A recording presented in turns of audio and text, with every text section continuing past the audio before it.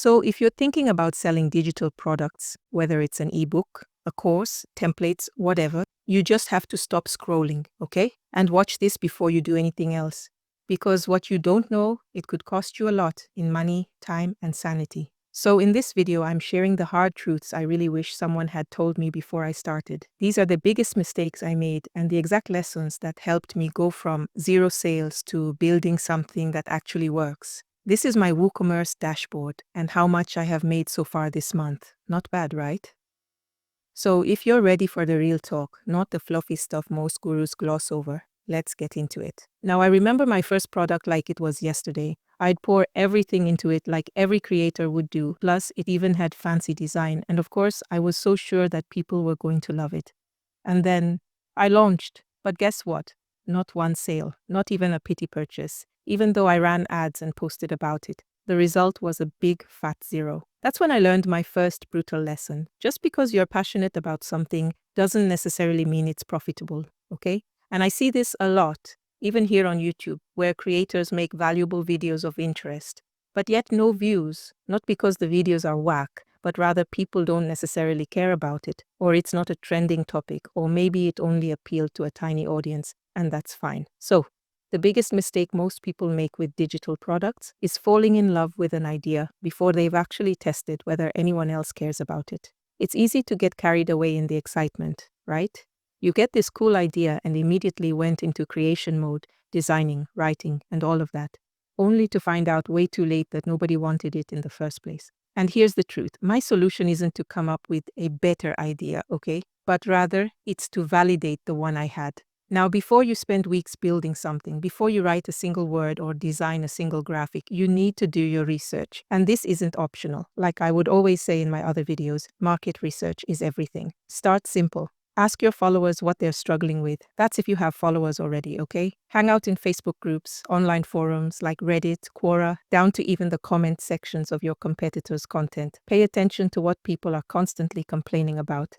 Then take it a step further. Use tools like Google Trends or Answer the Public to find out what people are actually searching for, what they are Googling at the moment. I actually use this strategy myself from time to time when creating YouTube videos, especially when I want to stand out from the crowd. Take my most viewed video, for example. Everything I demonstrated in that video was based on what my competitors' video lacked. I went through their comments, identified common complaints and pain points, and made sure to address all of them in my own version. That gave me a clear edge. Just a small side note. So, the goal is to find a real problem that real people are actively trying to solve. And that's where your digital product comes in, not as your passion project or thing, but as the solution to their pain point. So let me say this loud and clear. Your digital product is not about you.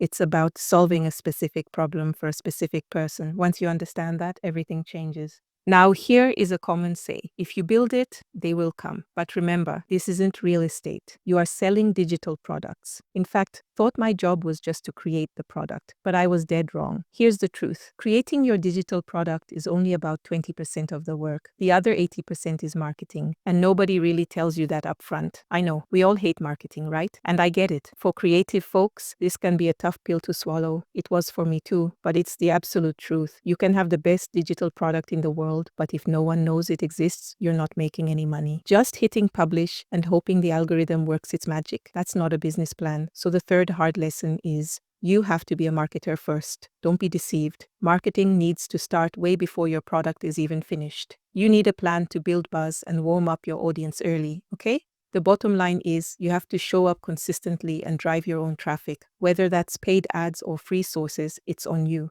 I always opt for paid ads, and I do mostly content marketing. They are quite effective if done the right way. Now, after all the marketing and getting your product in front of people, your pricing ultimately determines how profitable your business will be. And here's what I mean. My first ebook was priced at just $5 and it flopped, okay? The second one, $9.99. But even after 3 months of promotion, I made less than $1,000 in sales. Meanwhile, people in my same niche, selling very similar info, were charging $197 and up. What was the difference? Positioning. Here's the math that hit me like a truck. If I wanted to make my first $10,000 with a digital product, selling a $10 product, I need to sell it 1,000 times, right? But if I price it at $80, Those same 1,000 sales bring in $80,000. People don't just buy information, they buy transformation. That means your product needs to look and feel like a complete solution. Bundle it with helpful bonuses, templates, swipe files, maybe even a live call or private Q&A. Create an experience, not just a file download. And suddenly your product doesn't look like a $9 impulse buy. This was one of the hardest lessons for me. Underpricing your product doesn't just cost you money, it tells people your work isn't valuable. And once you set that expectation, it's really hard to climb back up. So please, don't undervalue your work, okay? Charge for the outcome, not just the content. Now let's talk about something that can literally save your product: feedback. My biggest regret? Not getting feedback early enough. I once launched a course and the audio was, let's just say, rough. Then reviews came in and I got roasted. It was bad. And guess what? I had to rebuild a huge chunk of the course from scratch. With AI Audio Enhancer, I could just run it through Adobe Podcast and clean it up in one click. But back then, not so simple. We were just out here with our little noise-canceling mics, hoping for the best. Now, don't never launch anything without sending a rough version to 2 to 3 trusted beta testers. If they're confused, if anything doesn't feel clear or polished, then you need to fix it before launch day, okay? This doesn't just prevent embarrassment, it prevents refunds. And refunds are way more painful than criticism. Even if you're just selling budgeting templates, send them to a couple of people and ask, is this easy to use? Does it actually solve your problem? Anything missing? Okay? No matter how confident you are, your testers will spot issues, gaps, or confusing parts that you might have missed. Their insights help you improve the product in ways you couldn't alone, okay? So your product doesn't need to be perfect. It just needs to be tested. If you're finding this video helpful, don't forget to give it a thumbs up. It really supports the channel and tells me you want more content like this. Now, the failures, the lessons, all of that led to my success. Here's what I mean. After my first product flopped, I honestly wanted to give up, but I couldn't. Why? Because I'd seen people make 6 figures selling digital products, and deep down, I believed I could too, if I just tried again. So I started over.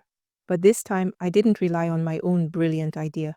I went to where my audience actually hangs out, Instagram and Twitter. I paid attention.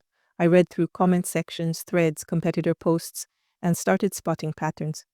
Then I asked a simple question like, what are you struggling with the most right now? And the answers I got? That was my market research. So many people told me they felt overwhelmed trying to break into the finance and accounting space. By the way, that's my space.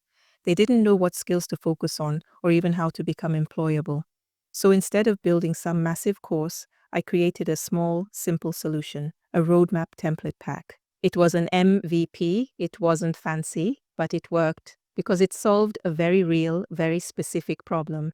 And this time I didn't wait until it was done to start marketing. I started talking about it a month before launch, shared behind the scenes of me building it, posted helpful tips around the same topic, built a wait list, even got a little shout out from a micro-influencer.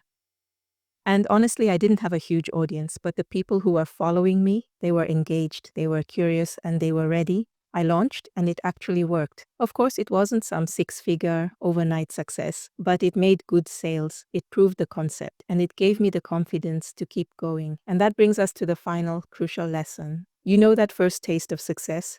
It's addictive, right? Once you've got a product that actually works, your first instinct is to make 10 more just like it and 10 times your income. Simple math, right? More products equals more money. But the truth is, that's not always how it plays out. I've been there too. I started pumping out more stuff. Another ebook here, a new template pack there. Before I knew it, I had a whole collection of digital products. But my income, it wasn't multiplying. And that was my mistake. In my mind, I thought I was scaling. But in reality, I was just building a bloated, messy business. Here's the real lesson. Scaling isn't about doing more. It's about doing things smarter. Just adding more products to your shop doesn't create sustainable growth. It just creates overwhelm and burnout. So, what does real scaling actually look like? It took a big mindset shift. I had to stop thinking like a solo creator and start acting like a business owner. That meant being intentional, not just with what I created, but why and how I created it. Here's what actually worked for me. 1. I built a product suite. Instead of throwing out random one-off offers, I started creating products that were strategically connected. Each one served the same type of customer, but at a different stage of their journey. Think of it like this. First, they download a free checklist. Then, they buy a $27 starter template. Later, they are ready for a $197 full course or coaching program. Every offer builds on the last. It feels like a natural next step for them, and it builds real trust, okay? Now, instead of constantly chasing new customers, I can keep serving the same people in deeper, more valuable ways. 2. I built systems.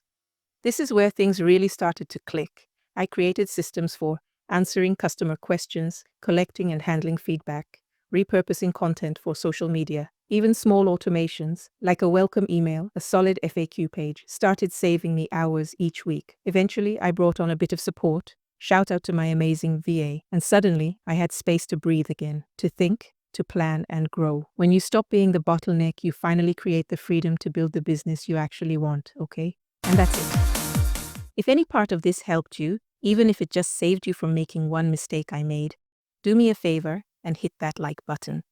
It truly helps the channel reach more people like you. And if you want more real, unfiltered advice on building a profitable digital product business, make sure to subscribe, okay? In the next video, I'm breaking down my exact system for mapping out a high-converting product suite from freebie to premium offer. You definitely don't want to miss that. Bye.